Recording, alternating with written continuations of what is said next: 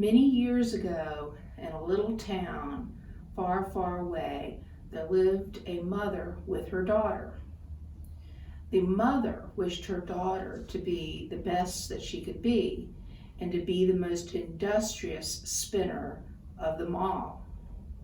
Every day she encouraged her daughter to spin flax fiber into linen thread, which the daughter refused day after day.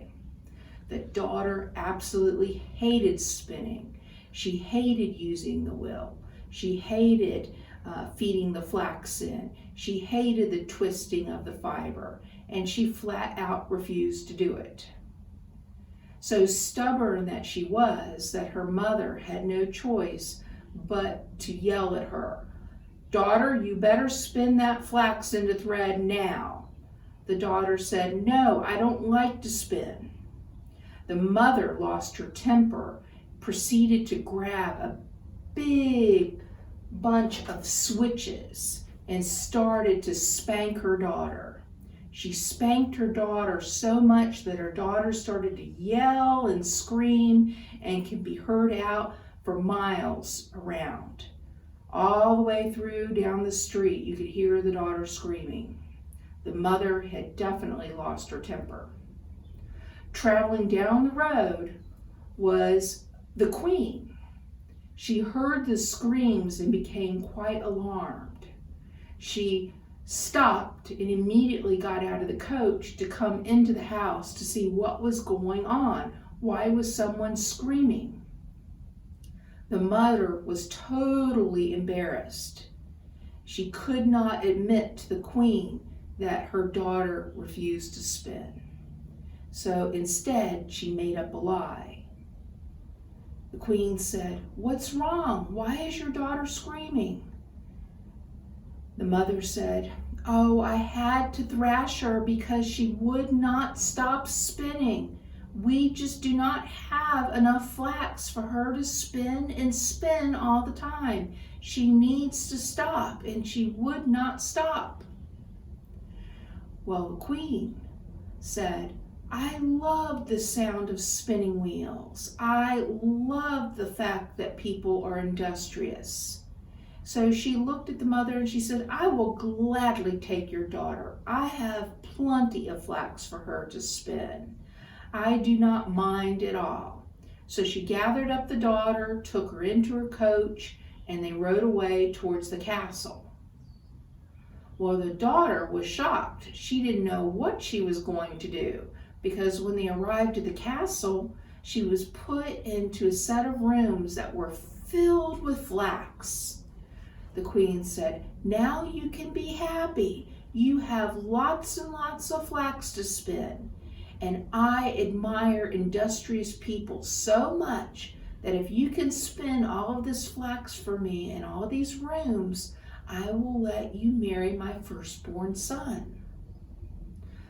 The queen proceeded to leave. She came back the next day and the daughter hadn't even tried to spin. There wasn't one little bit of thread available.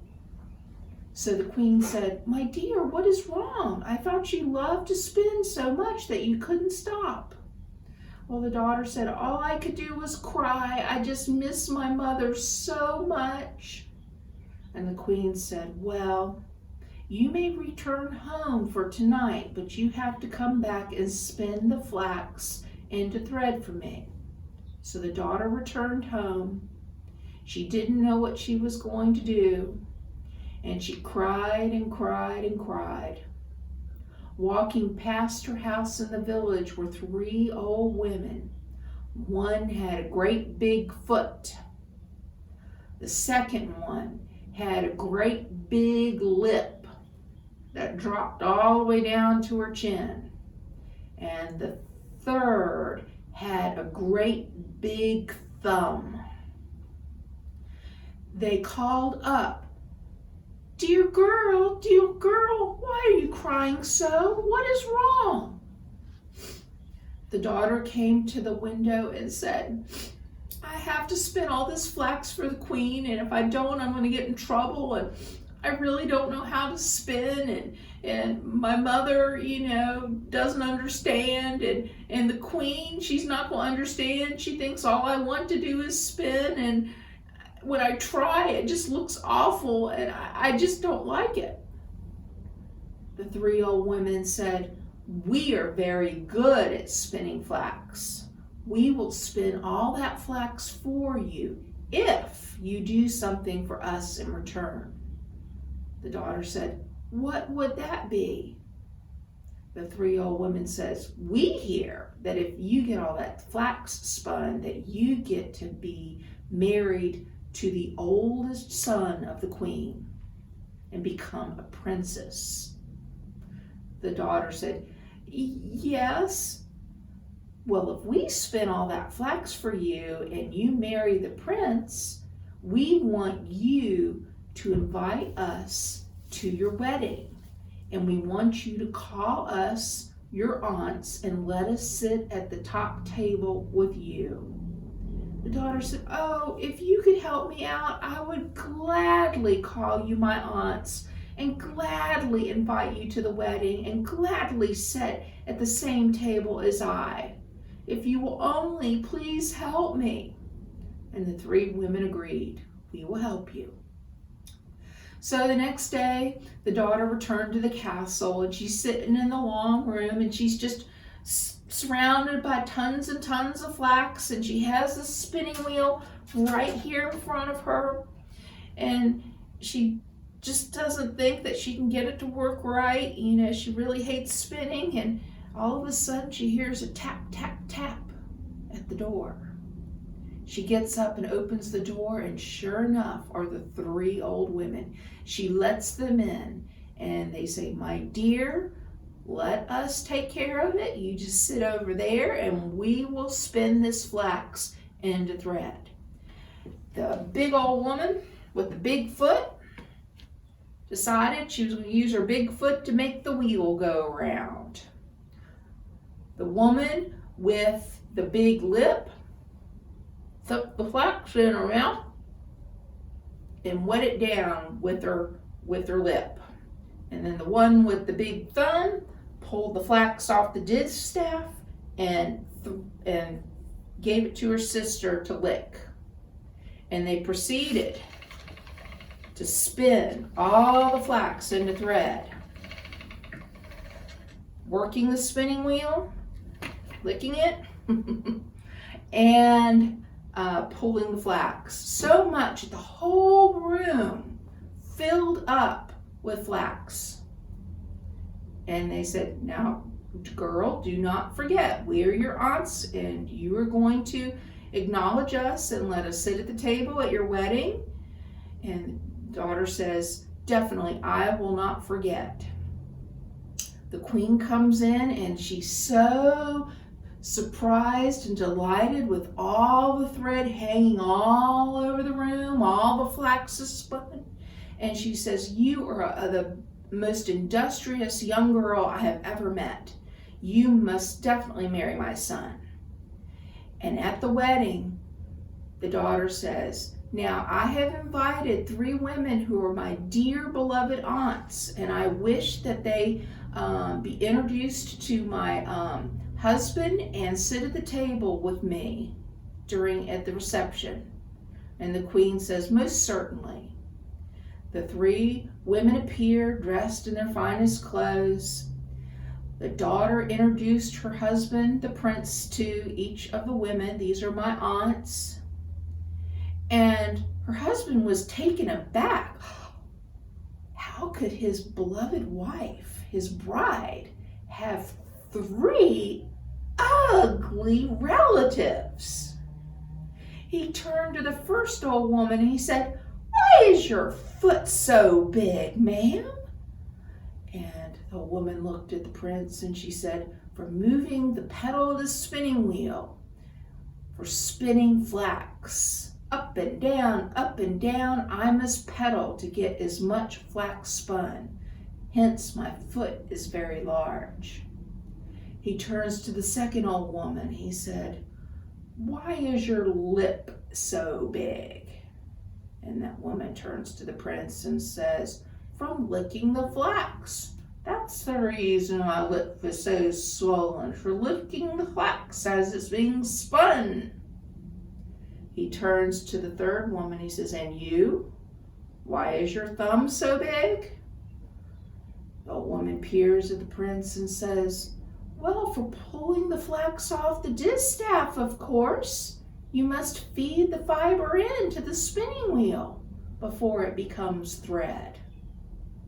Well, the prince just shuddered, and he turned to his beautiful bride and said, I wish you, my dear wife, never to ever have to spin again.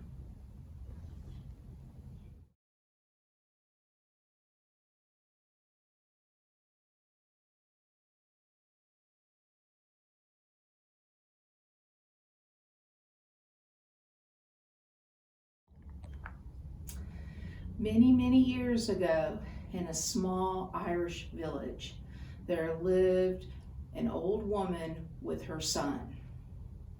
Now the son was quite lazy, for he did not wish to get out of bed. So every morning the mother had to get up, prod her son, and harass him to get up and go outside and do some work. This morning was no different. The mother got up. She kept on yelling for her son, get up, get up. The potato patch needs to be weeded. The son refused to get up. The mother had to come in and poke him. Son, you must get up. You must get up. The potato patch needs to be weeded. We need to take care of our plants so we have food to eat. Well, the son grudgingly got up, got dressed, wandered around the house until the mother just pushed him out and said, now you go get the hoe and you go down the road and you go take care of those potato plants. I want all the weeds gone. Well, the son, he really didn't like to work. It's the last thing he wanted to do. So he just kind of wandered around the road, sat on the rock wall for a while, looked at the sky, hopped down, and started to just slowly wander down the road towards the potato patch. He was so lazy, he didn't even bother to bring the hoe. As he was walking down the road, heading towards the potato patch, he came upon a large bunch of brush over the side of the rock wall. And he heard a very, very little strange sound. Tap, tap, tap. He thought, that's different. What could that be? Tap, tap, tap. Well, of course, the son hated work, so doing anything other than weeding the potato patch was definitely something that he wished to do first. So he carefully climbed over the rock wall. He heard it again. Tap, tap, tap. He slowly started pulling the branches apart as quietly as he could be. It was getting louder. Tap, tap, tap. At the edge, he saw a clearing, and underneath a gigantic hawthorn bush was a tiny little man, only about 12 inches high. He had his back turned to the sun, and he was working on a little shoe, and that's what the tap, tap, tap. He was a very industrious worker, so entranced with his work that he did not hear the young man creeping up behind him. Well, the son, he had heard stories about little people like this, that they were called leprechauns, and if you could catch them, they had to give you their pot of gold. So the son scratched his head and he figured, if I can just catch that leprechaun, I'll never have to weed another potato patch as long as I live. I won't have to do any work ever. I just gotta catch him. So he crept very, very, very close to the leprechaun. The leprechaun was still entranced with his work. Tap, tap, tap. And all of a sudden, the young man grabs the leprechaun, turns him around, and looks him eyeball to eyeball. For he knows that if you do not look a leprechaun in the eyes, that leprechaun will disappear. As long as you maintain eye contact, you got that leprechaun and he can't vanish on you. So he says, okay, leprechaun, I want your pot of gold. Well, that little leprechaun is struggling and going, let me go, let me go. Young man says, not yet, leprechaun, you got to tell me where your gold is. I want your pot of gold. Well, little leprechaun, he said, oh, look over there. I see smoke. Your house is on fire. Your house is on fire. All of a sudden, the young man was about to turn away, and then he remembered at the last minute, did not lose eye contact with the leprechaun. He says, leprechaun, don't you try to fool me. That's just the smoke coming out of my mother's chimney. She's cooking porridge for breakfast. Our house is not on fire. Now tell me where that pot of gold is. Leprechaun says, what's that over there? What's that over there? Look, look, something's going to get you. It's big. Well, the young man almost turned away again, but he remembered at the last minute not to look away, and he says, that's just where the cows are in the field. Don't you try to fool me, leprechaun. I want your pot of gold, and I'm not going to let you go until you tell me where it is. So the leprechaun says, you got me. I will show you where the pot of gold is. So they proceeded to wander through more brush until they come into a large field. And they wander around the field until they become right close to this patch of thistles that are sharp and prickly and they're in full bloom. And the leprechaun says, my pot of gold is buried right underneath those thistles. Now let me go. Well, the young man, he knows that leprechauns like to try to trick you. And so he says, leprechaun, I'm going to tie my kerchief around this thistle, and you have to promise not to untie it for me. That you are going to leave it there so I can find this pot of gold again. Leprechaun says, I promise not to untie your red kerchief. And the young man says, yes, if you just promise that, I will let you go. So he drops the leprechaun, and the leprechaun scampers away, quick as you can imagine, across that field and disappears just like that. And sure enough, the young man is so excited and he has all his energy now. He wants to get that pot of gold out of the ground as quickly as possible, and he has his red kerchief tied around the thistle. He runs through the field, through the brush, leaps over the wall, runs down the road, runs to this barn, grabs his hoe, and runs all the way back. As he emerges from the brush and peers into the field to look for his red kerchief, he's stunned. His mouth falls open. Sure enough, the leprechaun kept his word. He did not untie the red kerchief from the thistles. Unfortunately, there was a red kerchief on all thistles in the field, and there were hundreds of them. And the young man never found the pot of gold.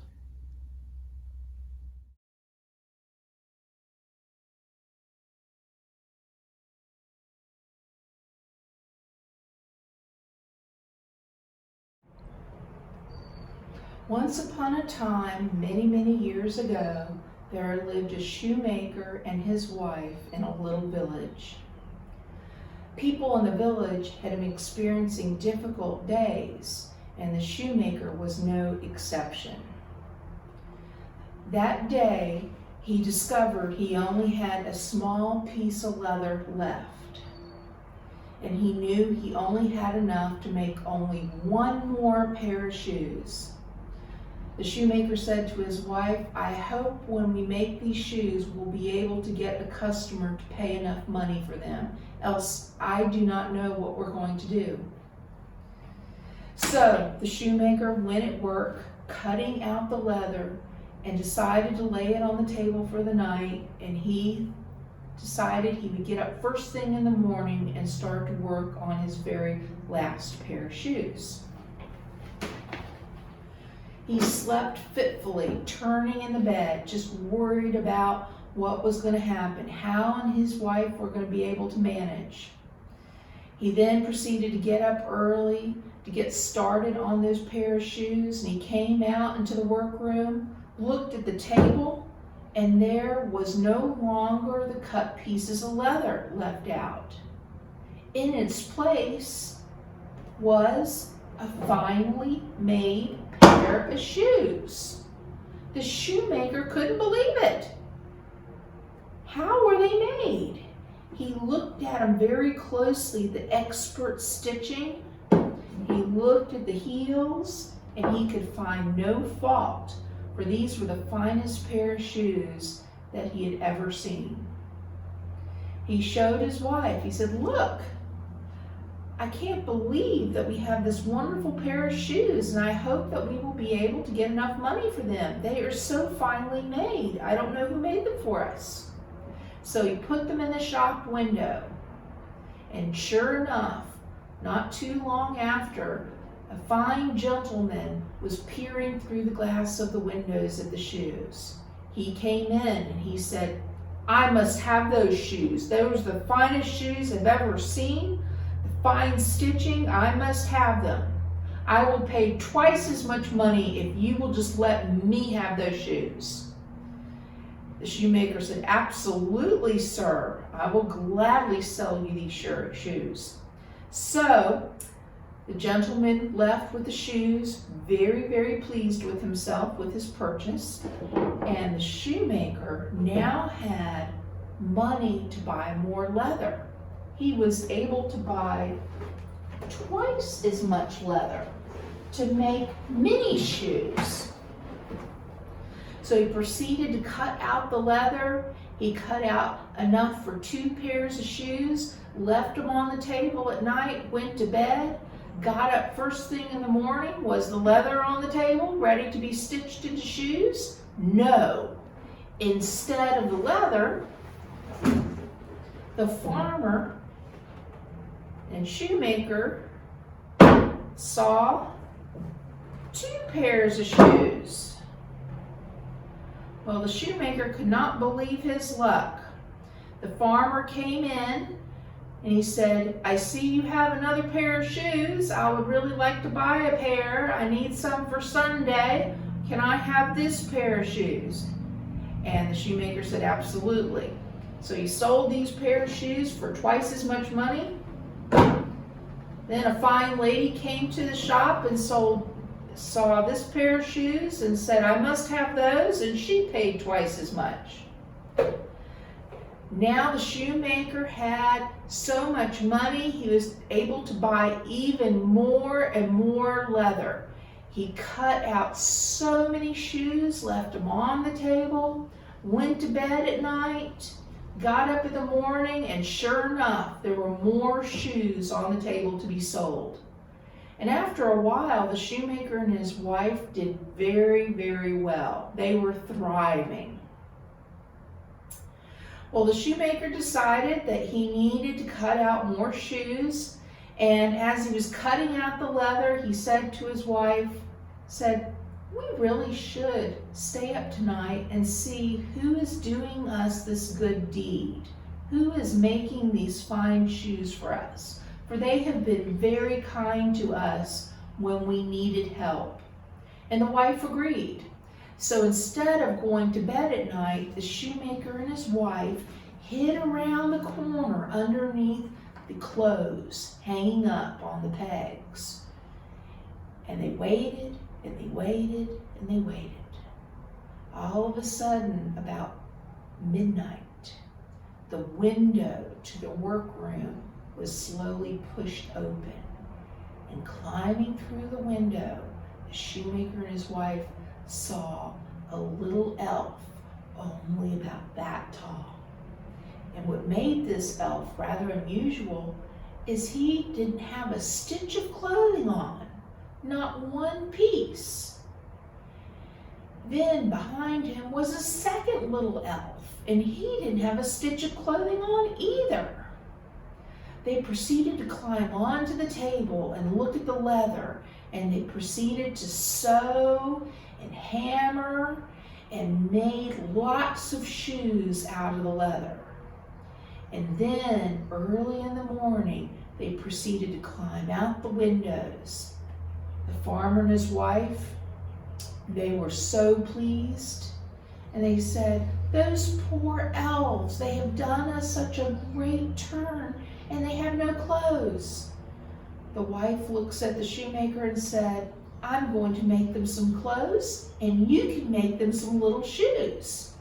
So the shoemaker cut out tiny little pieces of leather to make tiny little pairs of shoes, and he proceeded to work on that all day. And the wife sewed and sewed and made little jackets, little pants, and knitted tiny little stockings. And that night, instead of leaving cut pieces of leather out, they left the little clothes and shoes on the table.